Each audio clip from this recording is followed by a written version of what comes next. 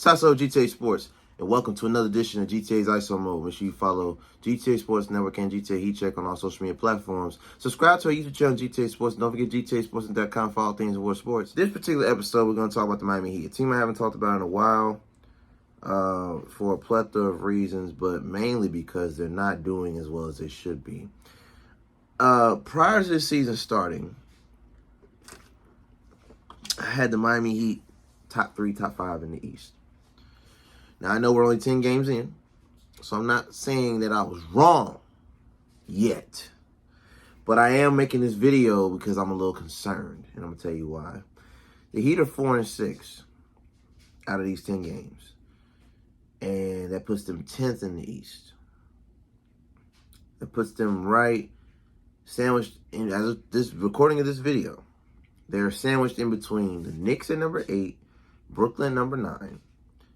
Above them, beneath them, is the 76ers and the Wizards. I do have an ISO mode coming for the 76ers because I made a bold prediction about them this season, and they're making me look really bad. So make sure you subscribe because I will be dropping that video this week. It's on my list. The 76ers, I'm coming next for them. In fact, probably the next one I do after this one. Now, let's talk about Miami for a second. I'm about to name off names off this roster, and I need y'all to understand where the red flag comes in. Now, I'm not saying just because I'm wearing a red shirt. Follow me. Your leader, top scorer, main ball handler is Jimmy Butler. Power forward who's over 30. Keep that in mind. All right? Tyler Hero is your point guard.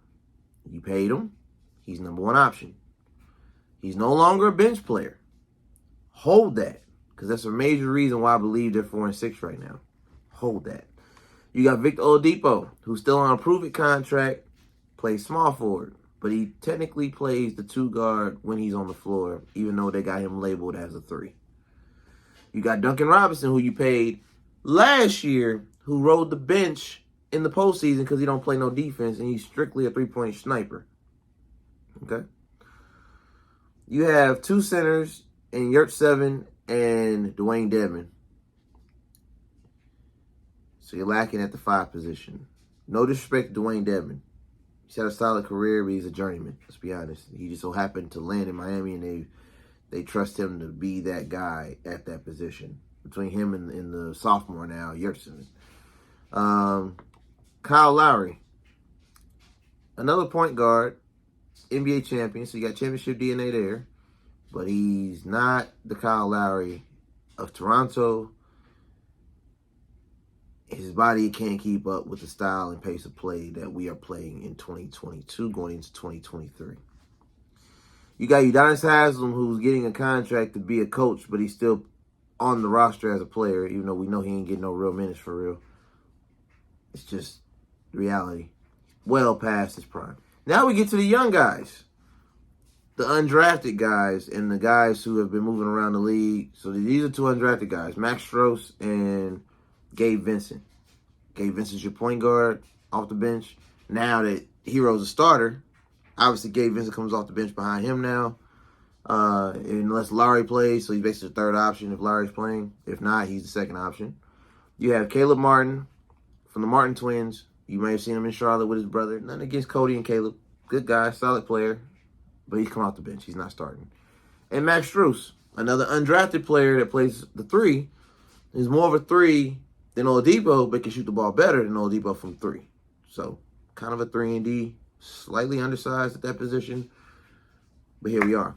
And you got Bam Adebayo at the 5, who's the starting center over the other 2 I mentioned. However, he's undersized, and he plays the 4 better than he plays the 5. She ain't hit for me, though. More of a 4 than he is a 5. But they stretch him to a 5 because he can shoot the ball better and with more finesse and athleticism than Dwayne Dedmon and Yurt-Seven. Now that I broke down the roster to you, and let's not forget Nikola Jovic, who they drafted last season.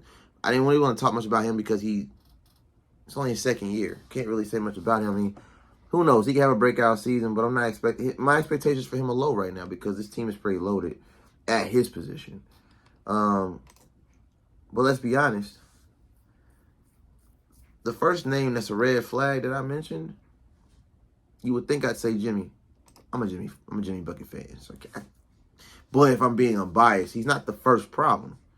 He is a part of the problem, but he is not the problem. The problem is Kyle Lowry. Because ever since he's gotten down to Miami, leaving Toronto, he's been on the IR and riding the bench more than he's been effective. Hamstrings, overweight, out of shape. Father Time is undefeated. Don't let the LeBron commercials fool you. Father Time is undefeated. And Kyle Lowry is a prime example of what happens when Father Time taps you on the shoulder and tells you it's time to hang it up. I like Kyle Lowry. I love what he did for Toronto. Glad he got a ring, got his respect. But let's be honest, that ship has sailed. So, since that ship has sailed, let me throw something at you guys that you may or may not have known. According to SportsIllustrated.com, and this is a Dallas article for the Dallas Mavericks, reports came out that last year, when Kyle Lowry was a free agent leaving Toronto, the Mavs wanted him. Should the Dallas Mavericks go after him now? They still need a third ball handler. If they can do it, because, ultimately he picked the Miami Heat over the Mavericks, obviously. You know the story. That's how he ended up in Miami. But it was more so the relationship with Jimmy that got Kyle Lowry to Miami. But they were a close runner-up, though. I think Kyle Lowry should go to Dallas.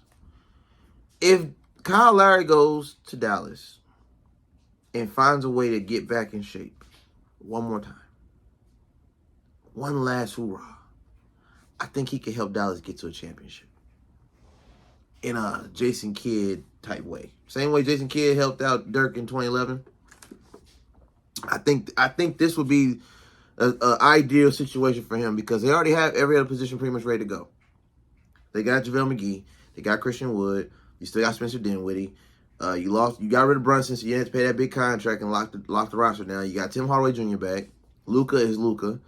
You still got Keebler. You still got Dorian Finney-Smith.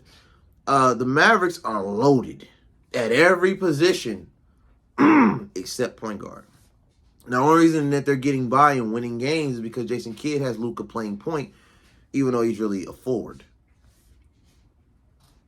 So he's bullying his opposition, basically. If I'm Miami, because I don't have the money or the assets to really make a swing for, hence the reason why they lost the Donovan Mitchell sweepstakes. They lost the Kevin Durant situation when he demanded a trade. It wasn't that they weren't good enough. They don't have enough pieces of value. They would have had to get rid of Hero, Jimmy. Like, you would have had to move so many of your major parts for one person. You would have had to gut the roster. And that's Miami's problem. They don't have the money or the valuable enough pieces to make a real trade. But if you got a team like Dallas who needs a Kyle Lowry type guard to take the load off of Luka's shoulders, you make that trade, whether it be before Christmas, whether it be All-Star break, whether it be trade deadline. Trade Kyle Lowry. He's holding you back. And if you got to move Oladipo with that, I hate to see it happen. But if he's a part of a package deal to clear cap space and also get something in return from Dallas, you take the deal. Or a similar deal. If another team like Phoenix is ready to have a fire sale and move on from the Chris Paul era of Phoenix and possibly throw in a few more players off the bench, Torrey Craig, Landry Shamet, just to get space and make money and make it make sense. You trade Kyle Lowry. Send him to the West. Make it happen. There are deals on the table and teams that could use a leader like Kyle Lowry. He's no longer needed in Miami. He never really was. I understand the relationship with Jimmy, but let's be honest, it's over. Kyle Lowry's time in Miami has been unsuccessful, lacks results. He can't stay healthy. Maybe he needs to go somewhere where he can't party as much. I don't know. I'm not saying he's a party animal, but his body does not look NBA ready, and he has the clock ticking. Time's running out. Make the trade. Pat Riley, Coach Bo, get him out of here. You got to move some players to if you want to win a championship. This is Ty Slatter here with GTA Sports, bringing you another episode of GTA's ISO Mode. Follow us on social media at GTA Sports Network, GTA Heat Check. Subscribe to our YouTube channel, GTA Sports. And don't forget GTAsports.com for all things in the world of sports. This is Ty Slatter. Until next time, take care.